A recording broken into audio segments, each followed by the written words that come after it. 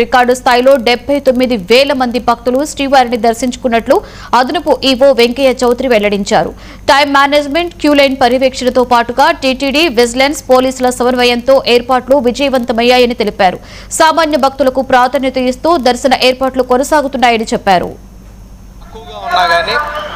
కానీ ఓం నమో వెంకటేశాయ, మీ అందరికీ తెలుసు సమ్మర్లో పిలిగ్రిమ్ల యొక్క ఉధృతి చాలా ఎక్కువగా ఉంది.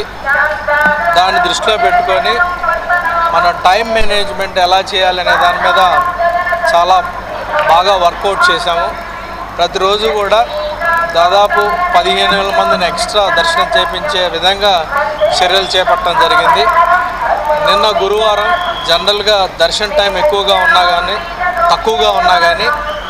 కానీ మొదటిసారిగా దాదాపు 79,000 మందికి దర్శనం చేయించాం. ఇది ఒక రికార్డ్ అని చెప్పొచ్చు. దీనికి ప్రధాన కారణం ఏంటంటే టైం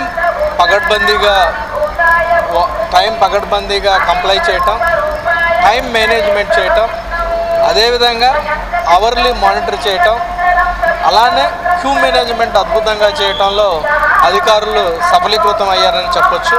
ఇదంతా కూడా ఒక టీమ్ ఎఫర్ట్ అని ఈ సందర్భంగా తెలియజేస్తూ, ఈరోజు ఫ్రైడే అభిషేకంలో కూడా డిస్క్రిప్షనరీ కోటాని కంప్లీట్గా రేషనలైజ్ చేసుకొని ఆన్లైన్ ఎప్పుడైతే బుక్ అయిందో వాటిని మాత్రమే అలో చేస్తూ దాదాపు 5,850 మందిని రికార్డు స్థాయిలో అభిషేకంలో కూడా దర్శనం చేయించడం జరిగింది.